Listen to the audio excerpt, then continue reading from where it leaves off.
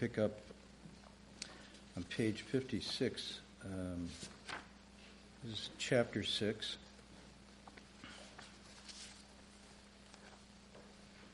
As I was saying last week, I think it's probably one of the more important chapters, sections of the entire book, entire teaching, because it's in this chapter that he actually gives the method of cultivation, the method of practice on the mind ground level.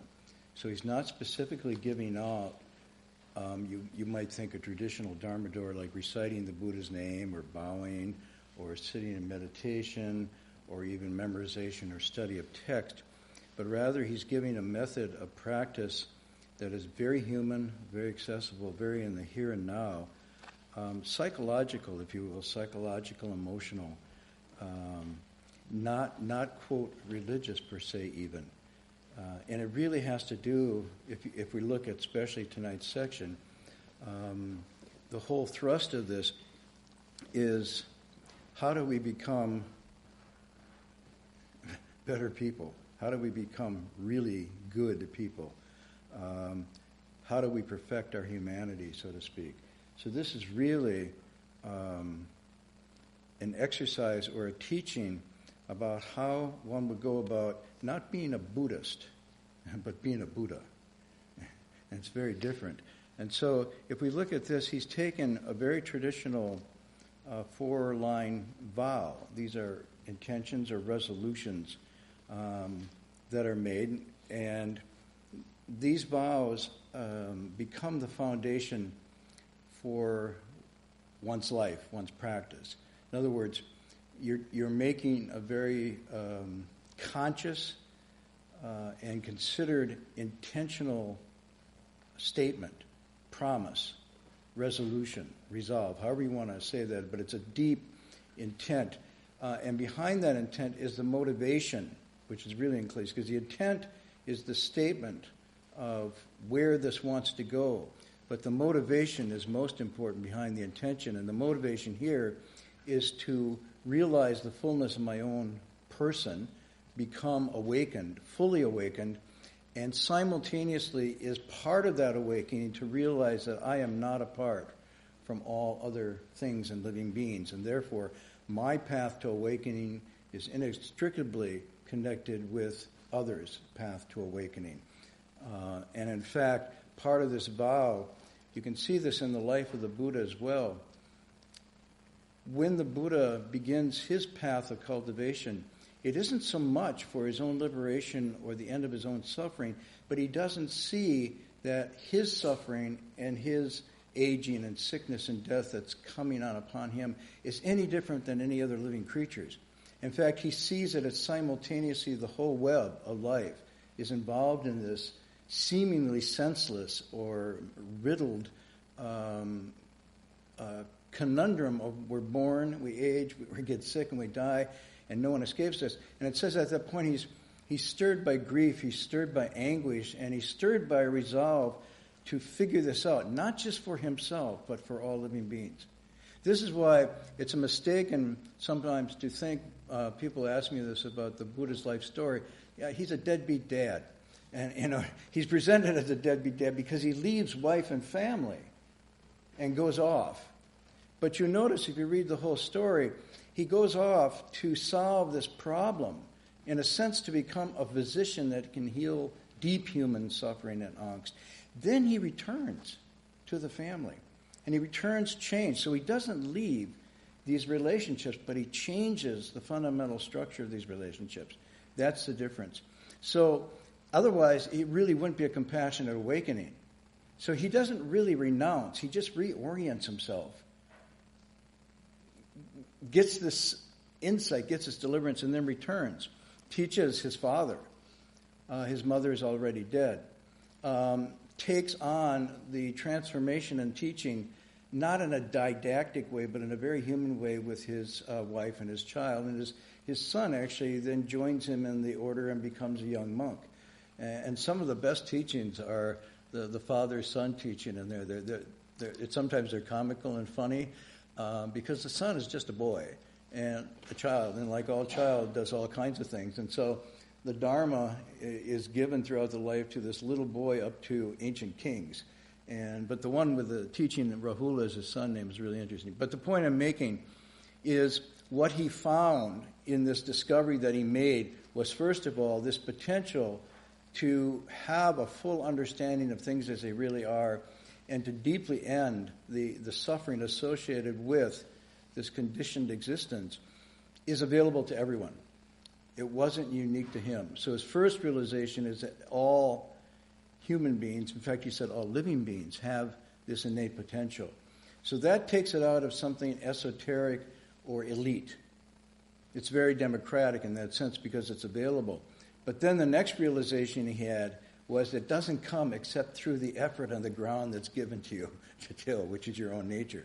And so if you look at all these teachings, I'm trying to stress this again, they aren't so much doctrine or dogma or even faith-based statements that one should believe in, but they're actually pragmatic, existential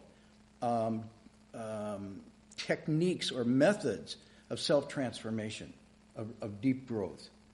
And if you see them in that way, they take on a wholly different aspect because you're reading them almost with a hunger that this indeed, if I actually put this to work, could really change the nature of my existence and actually could lead to some joy and some end of suffering and so forth. So the Sixth Patriarch, when he says this is the direct teaching, he means that this is it's not his direct teaching.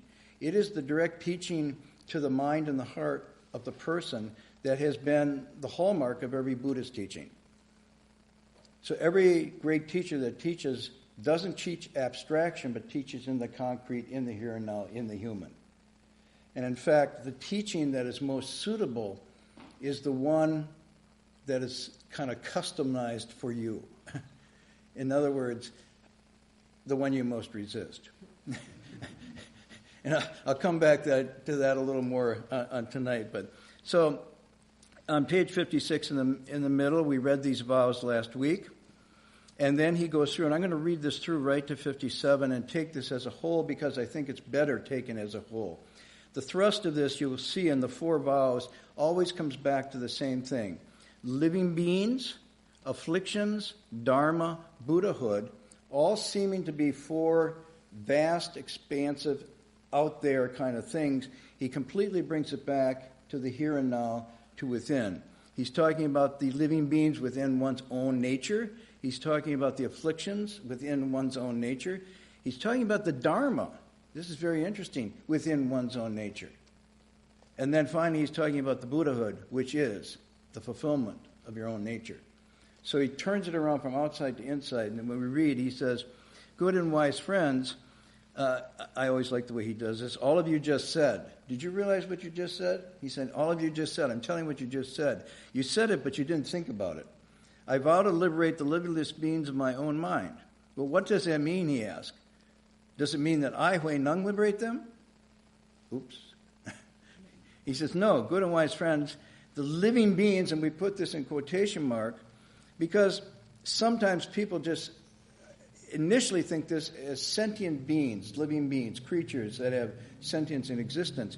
But he's saying the living beings of your own mind, within your own mind, are your thoughts, your emotions, your feelings, your impulses, your longings, your habits. That all comes under thoughts. I want to be clear about this. This idea of thoughts in Chinese is the best word they got for covering all of that. It's the whole expression of the mind-body emotion continuum. So that's why I say it's thought, it's feelings, it's emotions, it's impulse, it's longings, it's yearnings, it's habits. What else? Pretensions, fantasies, fears. All of this is thought. Okay, they don't separate out as, like a Descartesian split between mind and body or heart and feelings. This is all one thing. He said, what are those living beings that you need to take across? They are the deluded thoughts, deceitful thoughts, untrue thoughts, unwholesome thoughts, jealous thoughts, malicious thoughts. We can all go past that because it doesn't apply to us. I mean, this is what Shakespeare writes about. If you read great literature, you read Tolstoy and Shakespeare, they're talking about the deceitful, the untrue, the unwholesome, the jealous, malicious, the backstabbing, so on and so forth. Unfortunately, this is the human condition to the degree that we find ourselves in it most of the time. Tomorrow it may be different. I keep thinking that, but I don't think it is. Every time I pick up the newspaper, that's what you're reading. All mental states, so that's what this is really key about, all mental states like these are the living beings, and each must be liberated within your own nature. This is true liberation. So basically what he's saying here, the path of becoming a bodhisattva or a Buddha consists of correcting, transforming, and turning around these distortions in our own character and our own nature. And in the turning them around, not repressing them, not denying them, and not projecting them out. Oh, your faults, your malicious thoughts, your unwholesomeness. I'm really good. I'm going to transform all of those. I made a great vow. I'm going to take you all across. He's saying, yeah, you might want to take others across, but how are you going to do that without taking yourself across first? So you start with the living beings. How many are there? Well, it's interesting here. It's kind of depressing, but it says limitless. Whoa. So anybody who sat in meditation realized, I had that thought, I had that feeling, I had that impulse, it's gone. Yay! Oops, here comes another one, and another one, and another one. It seems as if they're limitless, okay? And this, he says, is true liberation.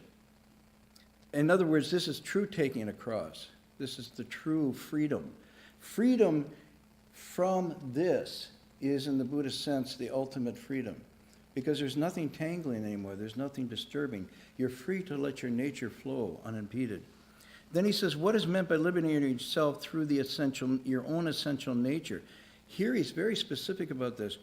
He's saying liberating yourself through in your own nature, in your own being.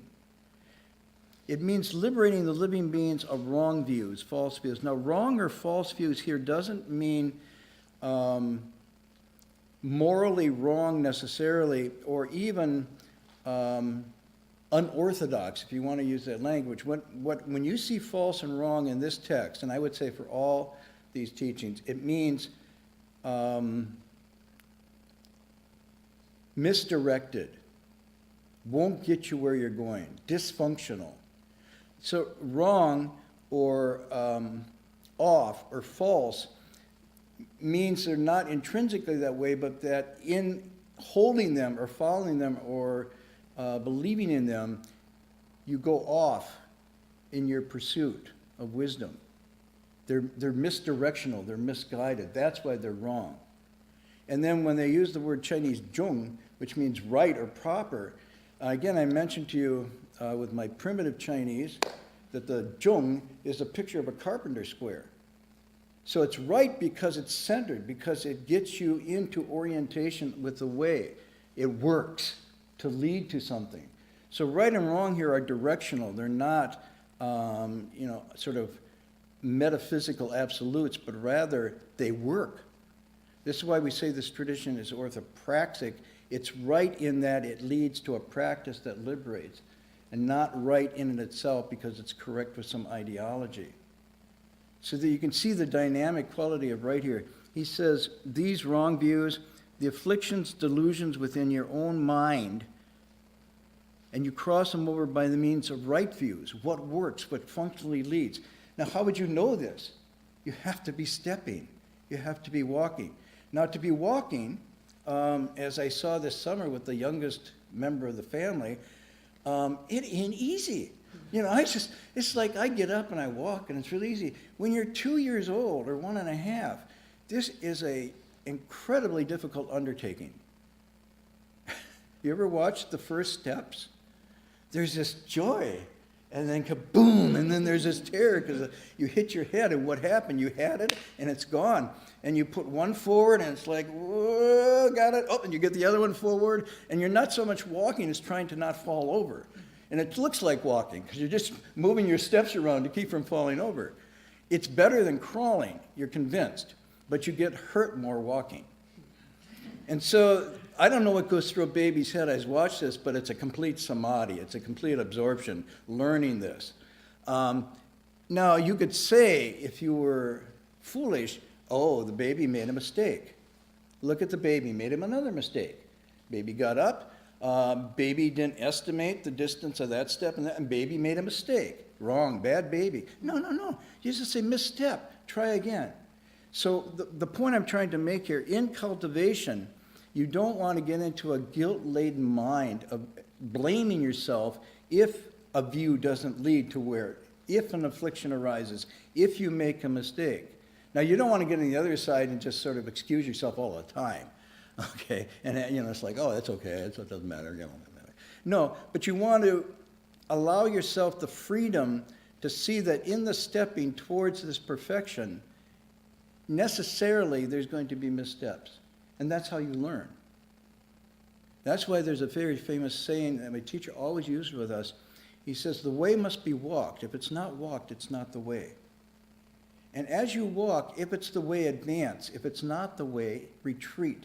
Change your steps. But you don't know unless you're walking. And so, don't get on blaming others or get righteous about others' mistakes or treat yourself in that way either. Nor just sort of wipe them clean and say it doesn't matter. You learn by the walking. So this is really important. Then he says, what liberating yourself through your own essential nature means liberating the living beings of false views, so on. Delusions with your own mind with right views. Once you have right views, you use the wisdom of prajna to lay bare and untangle your mistaken, confused, and deluded living beings. Now, to lay bare means, okay, you did something, you believe something, you're moving it along, it's not working for whatever reason. I'll go back to this, but he's presuming you know it works or not.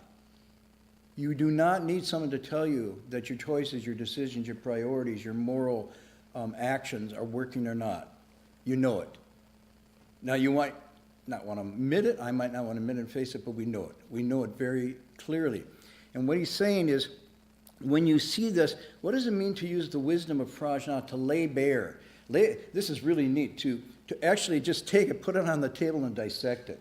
Take the clothes, take the masks off, the jealousy, the anger, malicious thoughts, that's often justified by they had it coming to them. I'm not really angry, I'm just helping them correct their faults, right? I'm not really greedy, I'm just trying to maximize my security, blah, blah, blah, blah, blah. Just lay it bare, call it what it is. Call a spade a spade. When you lay it bare by prajna, there's 3 ways you can lay it bare by prajna. Okay, because prajna means deep wisdom, penetrating wisdom. Jnana, the root of it, jnana, like jhana is, sometimes people say insight or intuitive knowledge. It's just not, it's a knowledge that's penetrating, and pra, in front of it, prajna, pra is an intensifier, means higher, really profound knowledge. So prajna is sometimes used, and we translate it wisdom, but it's not, I was explaining to somebody before, I thought my grandfather was wise, but that's not the wisdom that's being talked about here. This wisdom is seen into the profound nature of how things really work, your place in the universe, and how you maneuver through that, and how others do the same. So it's a broad, big view. One of the examples I gave, this word's very important because there's another word that's used. Remember we talked about the 5 skandhas? Yeah, some people are going, oh, I hope he's not going to ask me because I can't remember what the 5 skandhas are.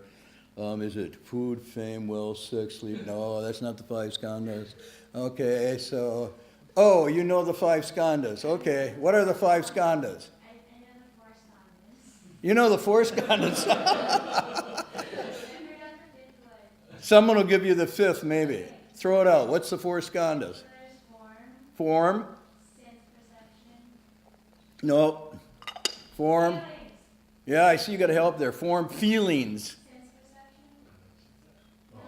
Cognition. Or cognitive formation. Mental formation. Form, feelings, thoughts, or cognitive. Yeah. What's the 4th one? Mental formation. Yeah, what does that mean? Mental formations.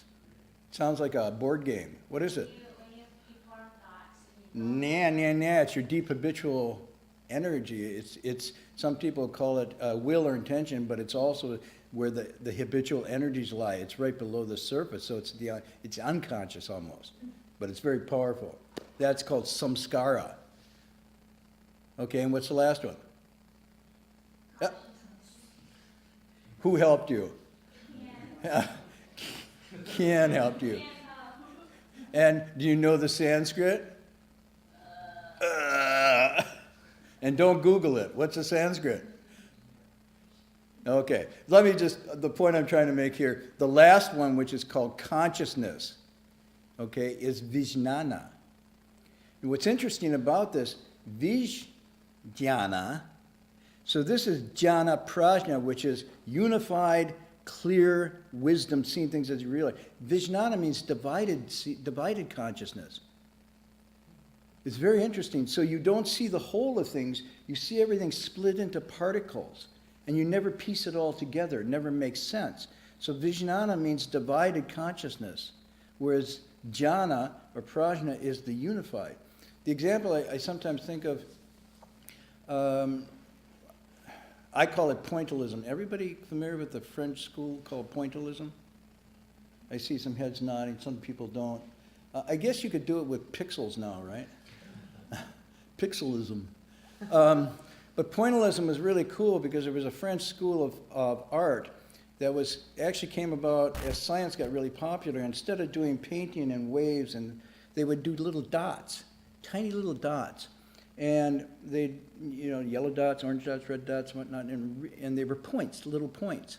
And so when they were done, if you held a pointillism painter up and you looked at it, all you saw was all these stupid dots and colors. But when you pushed it back further, all of a sudden the dots merged into this incredible picture.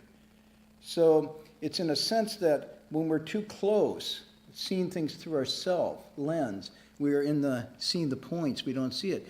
And the perspective to pull back, the prajna, allows us to see the whole thing and becomes clear. It's one example to give of how this works.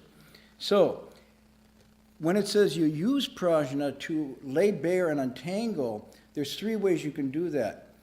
There's one called, for want of a better word, literary or philosophical prajna. This means you rely on texts like this and the principles, the theories, the insights, to shed light on your state. And it's very useful. You look up emptiness or you look up suffering or no self, and you go, oh, so no self doesn't mean just unselfish. In fact, it doesn't mean that at all. It means a fundamental misconception of me, born of confusion and so on and so forth, and it's a projection of a wrong view that doesn't hold up even scientifically.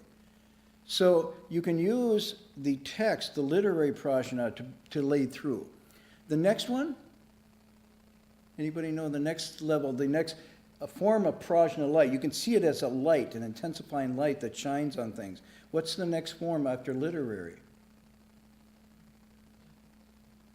No, he said, gosh, Evan. Contemplative. Thank you. What is it? Contemplative. Thank you. I'm beginning to... From Locke, not say first. Well, I'm beginning... Not what? Locke, say it first, not me. Locke said it. Oh, okay. See, people answer and then they hide, so they're like, who said it? And if it's right, I did. If it's wrong, hidden away. Well, it's called contemplative prajna. It means meditative prajna. It means you use the light of calming your mind to see things as they really are. For example, you get in an emotional situation, and you can't figure it out. As an immediate kind of triage device, you can sit. So, let me present this situation. Your families encourage you to marry and have kids. Continue the family line. They set up the ideal partner for you. You're going to the altar. And you go into the altar and you start to feel, And then who's ever up there, me or somebody else, says, do you, so-and-so, take this so-and-so to be, and you go, I don't know. Then you cross your legs and sit in meditation. You say, just a minute. As long as it takes. Yeah. And you say, I don't think so. Or I do, whatever. But in an emotional situation like that, or in times when you're not clear and you don't even get clarity from the text, you say, I read it, but I don't really get it. Then you can use the stilling of the mind and contemplate to see if you can bring light on that. And what's the third type? True monk. true mark, whatever that means. What that means is you don't have to turn it on or off. It's not a toggle switch. You don't go to a book, and you don't have to enter meditation. You are seeing it thus as it is at all times and all places 24/7. And this is called when the nature's in samadhi. It's not mean you don't enter in samadhi and come out. Your nature's always in samadhi, and there's no time you don't see things as they really are. Okay, so that's what it means to use prajna to lay on bare.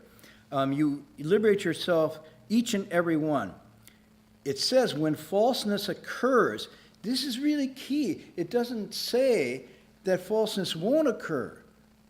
So again, expect that feelings, thoughts, impulses will arise that even if you know they're wrong, they catch you again. Isn't this funny? You can nail this one down 5 times and say, I'm not going to do that again. I'm not going to Reno. I'm not going to do it again. And all of a sudden, there you are on the road to Reno with your paycheck thinking, this time I'm going to score big. So when falseness occurs, or I'm going on to Matchmaker, I know the last 5 didn't work, but maybe if I do a different picture of myself and frame myself differently, this time I'll find And you go, if falseness occurs, you liberate it with truth. Call it what it is, liberate it with true seeing. When confusion arises, liberate it with awakening. When delusion sets in, liberate it with wisdom. When evil takes hold, liberate it with goodness. Liberation like this is true liberation. In other words, you take the opposite. And by taking the opposite, you restore it to its natural state. You just counter it. You countervail it with the opposite, and it stops by itself. This is really, really an important passage. It doesn't mean you just sit back and take it, nor does it mean you sort of deny and repress it, but you honestly engage it and find the alternative to untangle it. That's the theory, but that's also the practice. But the thing about this is it suggests very strongly that this can be done. You don't have to become a victim to these impulses and feelings. You can, in fact, turn them around. Without that, you despair. And with despair, then you become slave to your impulses and whatnot, and your destiny is completely controlled by these habits.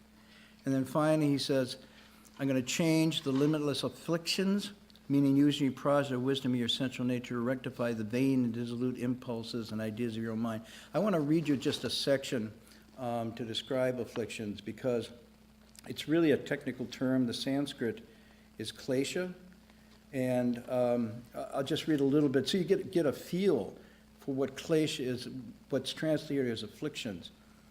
Klesha are emotional, physical thoughts, feelings that cause sentient beings mental and physical distress and agitation, and obstruct, and this is according, obstruct the achievement of Buddhahood or your Bodhi. They hinder practice and thus prevent the attainment of enlightenment, of awakening. They hinder your full humanity. It's what constricts and ties you up. And sometimes it's like having bones that are out of place, or fractures or sprains. You can't move freely.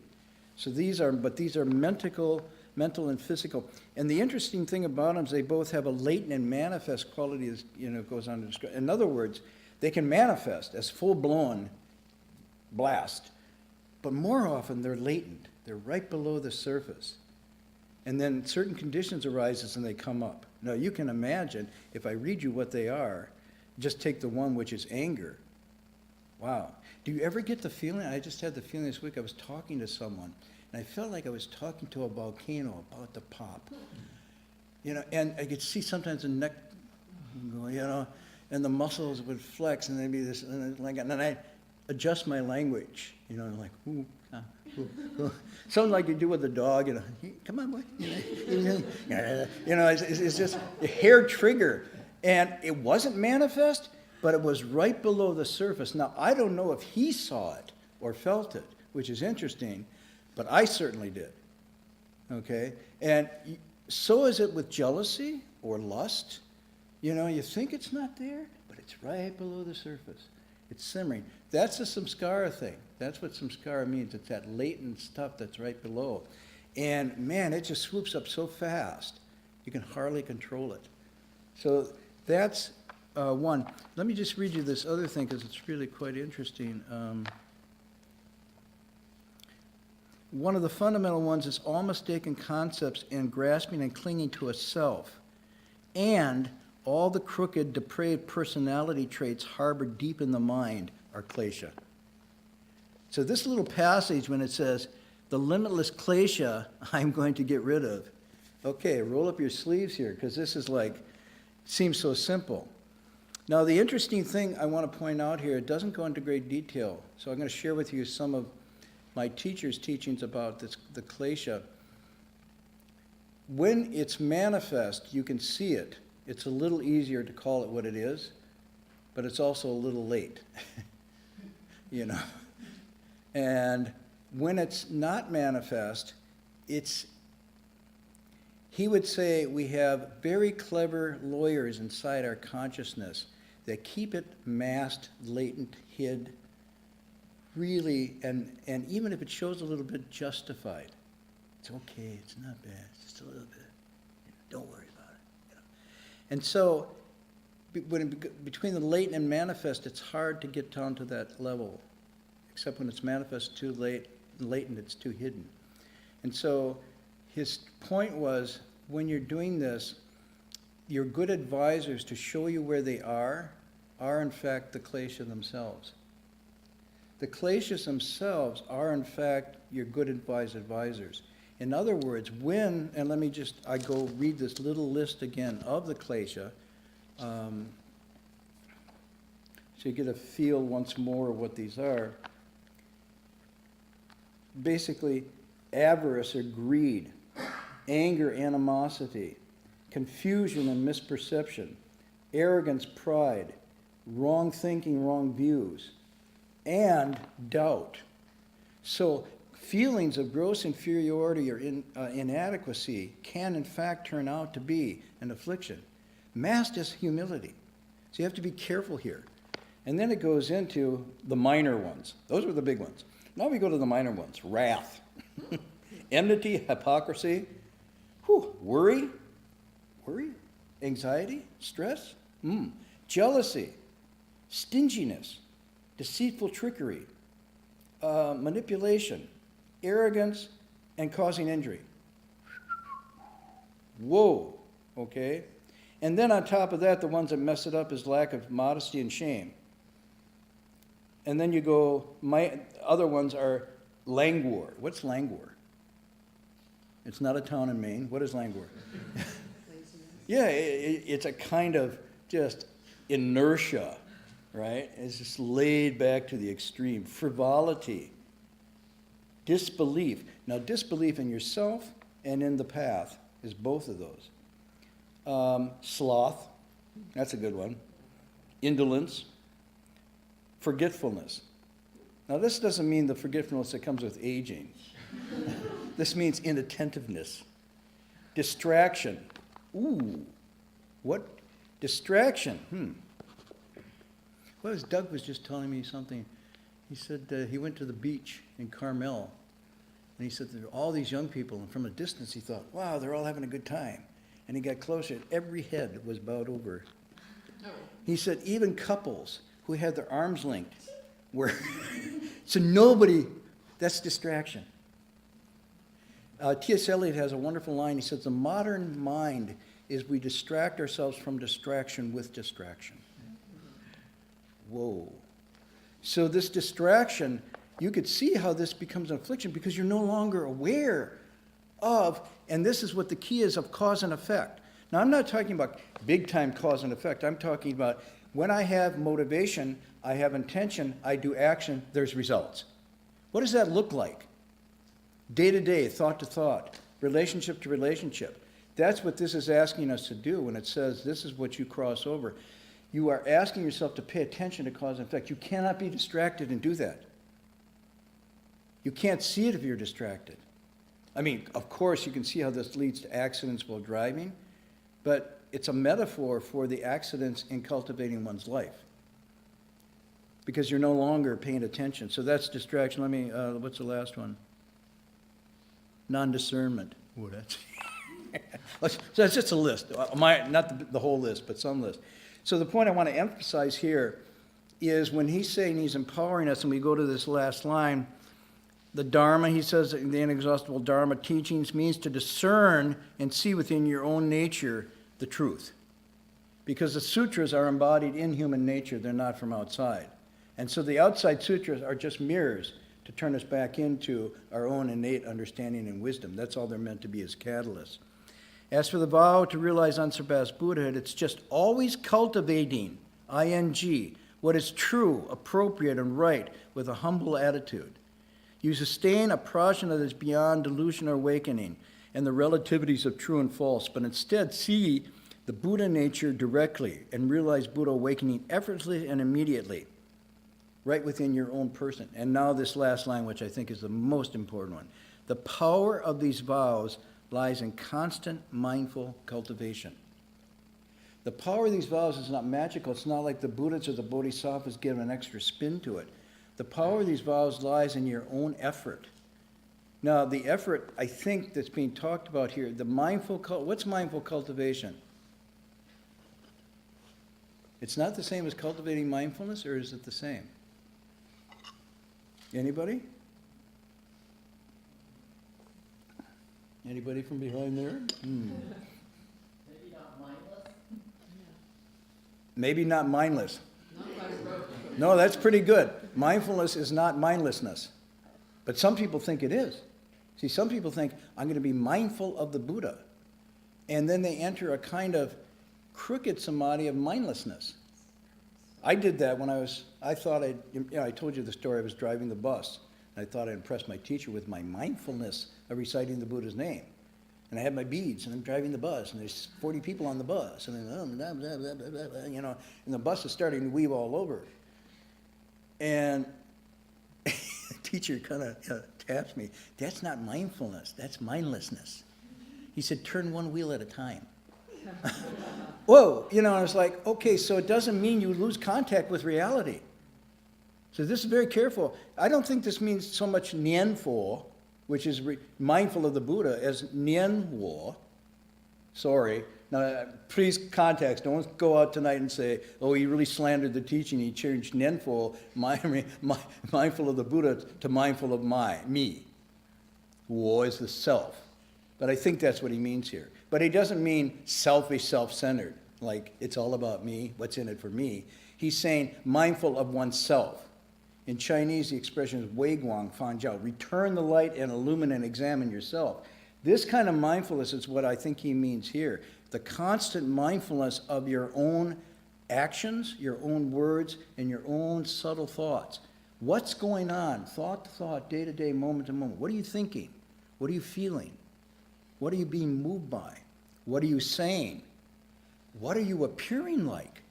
For example, the guy that's in front of me might not be saying anything, but the anger is pulsating. Jealousy is something you can see. You don't have to wait till somebody says, I'm jealous. Oh, no. It doesn't occur that way. Something's missing. Something's taken. Something's broken. My sister manifested all kinds of these afflictions towards me without ever saying a word. Eating the last ice cream in the refrigerator, and she knew I wanted, Putting my toy behind the car wheel, so when the car backed up, it got smashed. Oh. So, in your body, you manifest karmically without having to say anything. This is why really good teachers know what you're, quote, thinking. They don't necessarily have to be having spiritual penetrations. It shows in your skin and your eyes and the way you hold yourself. You can read these emotions. Even more so can we know them for ourselves. So implied here is that we can know. We have the wherewithal to know when these feelings, impulses, and afflictions arise. Moreover, we're responsible for them. So this is what mindfulness means. It means taking stock of your own ground, taking responsibility for what you're thinking, feeling, saying, and doing. And then, more importantly, as far as the stepping, noticing where it leads. Where does this thought, feeling, emotion lead? Both in myself, psychologically, socially, with others, and even if you want, and I think this is acceptable, in the natural world. How does this affect nature, the plants, the ecosystem, the cosmos? This purchase, this wish of purchase, this thought, this action, does it affect throughout the web? That's what mindfulness means. The power of mindfulness means aware of cause and effect from the very, very minute within yourself. Now, you could put on biofeedback mechanisms that would do pulse. Let's see, what else they do. They do pulse, heat, blood pressure. What's the galvanic skin response? That's the one that's used in lie detector. There's a change on the surface, right? Moisture. You can do the brain waves. You can measure all of those. If you were to hook up all these various devices, really hook them up, and you go, I just had this thought or this feeling, they would all be firing. And they are all firing, but we don't pay attention. What meditation and cultivation does is give you access to those natural indicators, those natural measures. They're always going. And the more you meditate and the more you cultivate, the more that these become very loud and clear, really loud and clear. And so as soon as a thought of jealousy and anger even begins to stir, you're already feeling it radiate. It's like just like a glass broke. And it's no longer numb, but very present. So each one of these afflictions, when they manifest, they have a twinge, or a pang, or a rush, or a flush, or a dropping, a sinking, or an excitement, or overexcitement that's associated with them. So mindfulness at the very early stages means reading your mind and body very clearly, knowing what it's doing, and then watching the effect of that on yourself, on others, and so forth. That's all that he's talking about here. And otherwise it seems very mystical, crossing over the living beings of your nature, the affliction. I just sit there every night, cross you over, cross you over, cross you over, don't come back. No, it's like, it's not that way. You actually have to get in there and actually acknowledge them, recognize them, see where they're going, see where they lead you, see the effects. And it's very mature. It's very serious. And it isn't that hard. It isn't that hard. That's why, wouldn't he say something? They were simple. He used simple here. Yeah, there it is. You realize Buddhahood awakening effortlessly, immediately.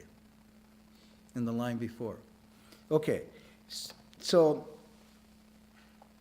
if you can see, and I'm sorry I was not so awkward in trying to interpret this tonight, because I can feel and I know from my own experience, from my own teacher, this is really where it's at. This mindfulness of me, but mindfulness of the me that's the creator of karma, right? Not so much of mindfulness of me as a potential Buddha, which is good, but mindfulness of where I'm going off. And that's the whole of cultivation. I was going to share a story, a little bit of a story with you. Now this is embarrassing, but I'll do it anyhow. There's an earlier part in this passage. We just read it this week.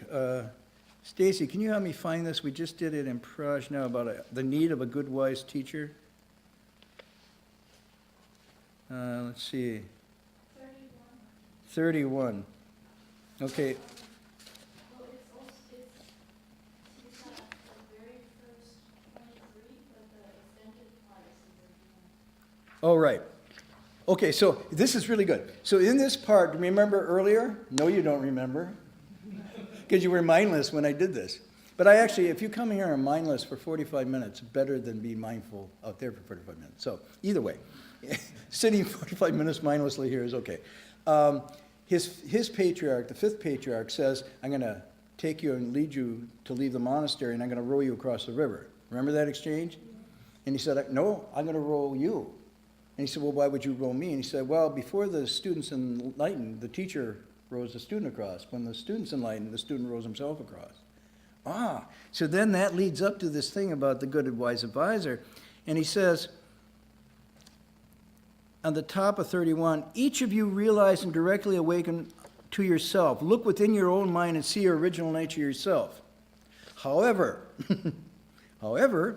if you're unable to awaken your own, you must seek out a good and wise advisor who can show you the way. And so this is the thing here. Because the nature is whole and complete, theoretically, we should be able to do it ourselves. And if you look at what I just mentioned, all that feedback mechanism is whole and complete within us all the time. We just have to attune and use it, okay? However, and this is the story I'm going to share. So to make a long story short, the deepest affliction that I had was the one, I'm not going to tell you the whole story, that I was most unaware of, that was most buried, most hidden in, some little time capsule down in my depths of my psyche that was never going to find, I would never find it. And it was arrogance. Now, to everybody else, it was glaringly obvious. But I didn't see it.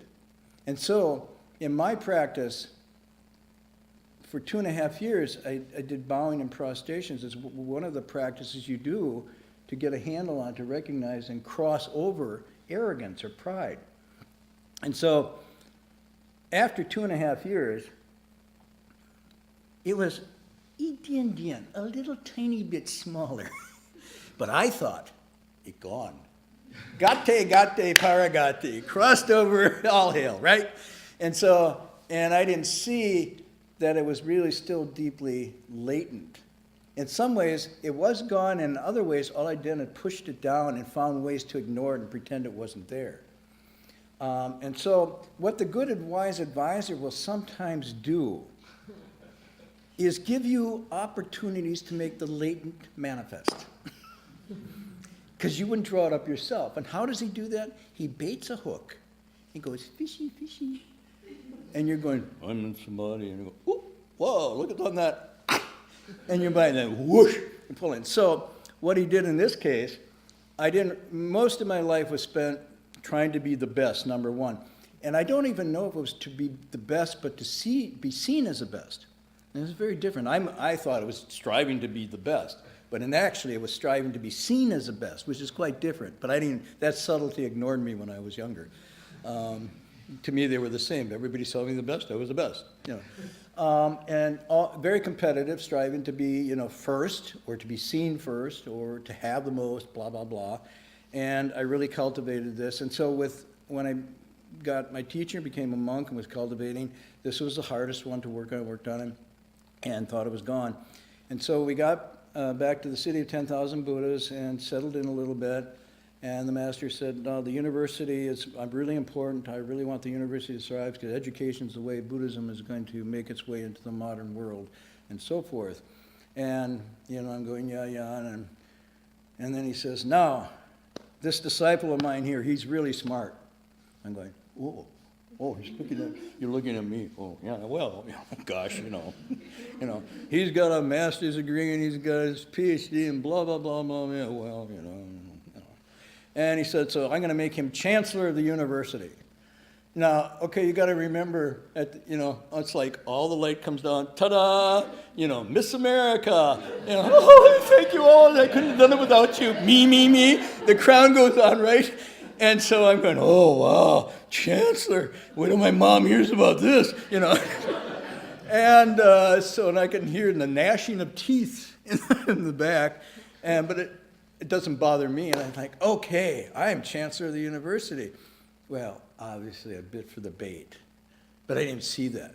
I thought it's about time someone recognized my talent. So now I got to get serious. So then the next thing, what do? I'm off galloping, he says, and this week the state of California is extending the examining team for the university, and the chancellor should meet them and introduce them and explain the university and make it successful. And all of you should listen to the chancellor, because he's in charge now. I retire anyway. Oh, okay. All right, so I go out and I think, well, I don't have a chancellor's office. So, I forget the ceremonies, I forget meditation. We had a loading dock building where Helen Wu from LA had sent up all this really cool office furniture, and I go over there with the back, what do you call that, lift thing, and I get the biggest, coolest desk, and I bring that over, and then I go to the administration building, and I'm like, where's the biggest, coolest office? Oh, there it is. That's mine. And I bring in the desk, and I need a carpet, I need hangings, and I'm really working overtime to adorn my office, and I'm like, wow, okay, chancellor's office, let's get a sign. And I'm giving orders to everybody because the master said, help him out, assist him, and do what he tells you to do. Oh, I'm just running amok.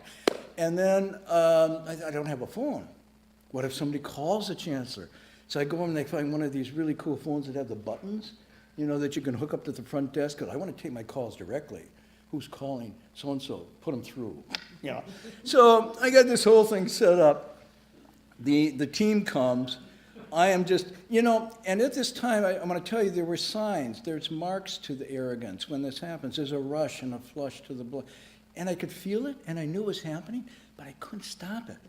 So if I'd really tuned in, I'd realize I was sweating more. I was like breathing faster. I was missing things. People were saying I was missing it because I was so into this thing. And all the markers, I was just keeping going.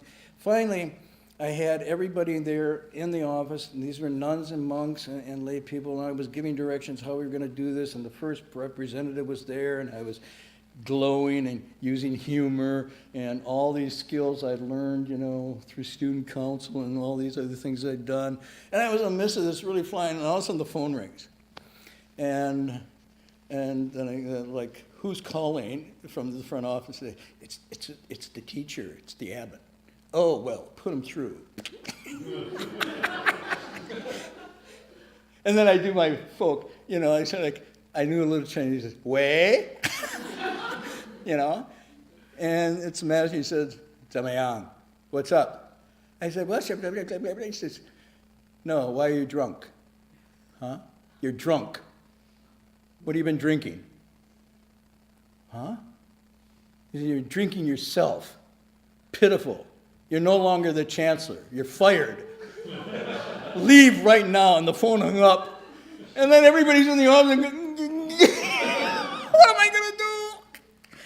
And I just hung up and I walked out with my tail, my big tail between my legs. And how could he do that? I was all puffed up. And then the phone rang again. And I was at the front desk. And it was the teacher again. He says, you don't have to leave, but you can go teach K3. That's how I began teaching kindergarten. So within a few minutes, I went from chancellor of the university to K3. Now, the K3 kids, as you know, are half savages. They're not really quite human. They don't recognize greatness. They don't say, oh, the great teacher. They kick you in the shins, they test you left and right, and there I was on this little stool, instead of my big desk, this little stool, reading Winnie the Pooh with K3 from the moment I was a great chancellor. But the point I was trying to make here was I didn't even recognize when he threw the bait out. And I didn't recognize when it rose up, this dragon that I thought I had subdued. And only through that did I begin to see how pitiful I was in terms of actually getting leverage and how long it takes to really go down to the depth of this. I was pissed off, I'm frank, and I was bitter about that teaching. But later, I came to recognize that it was really skillful surgery that he performed on me. What's the line? Good medicine, bitter to the taste, true words hurt the ears. So it was that kind of thing. So that's my story about crossing over. And if you don't have that kind of teacher, I would suggest that it's there all the time in the people that you're interacting with and their reactions and responses. They may not be as skillful, but they are giving the feedback that we need to know whether this is karmically working or not, and so forth. So I share that with you tonight. We'll stop here and pick it up again next week. Any announcements? So tomorrow we have the Sutra recitation. In English, and also on Sunday in Chinese. It's 2-day Earth Store session in monastery here. What time? We start at 8 a.m. tomorrow. It will be the transmission and 8 precept. On Sunday, also 8 o'clock. And also in the evening, we have Avatamsaka lecture by Reverend Heng Shure, 7:30 p.m. On Monday, we have next class, Buddhism for the Modern Mind by Doug Powers. I forget the topic. Why am I so anxious? Anxiety topic. Yes, we will continue that. And more information you can find in our websites, berkeleymonastery.org. Okay, any other announcements? we changed the transference for those who weren't here last, I handed out, but one of the lines in there, we changed, I think them or they to we. Do everybody remember that line?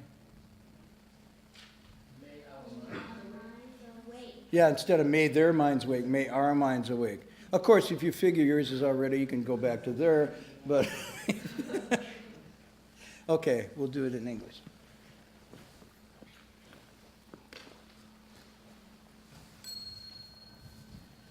May every living being, our minds as one and radiant with light, share the fruits of peace, with hearts of goodness, luminous and bright.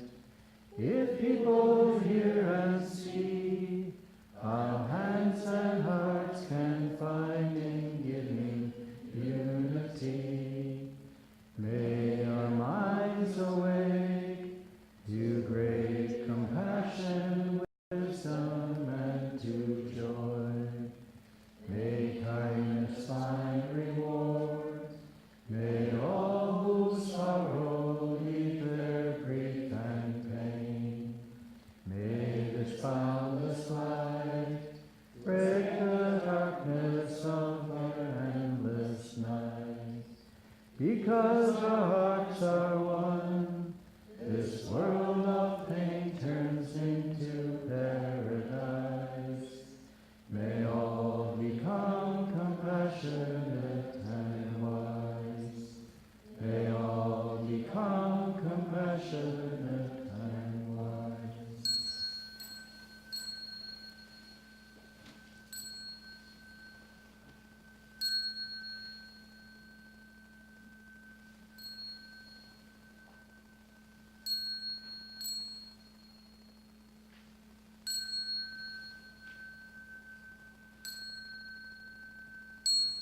Sing Li San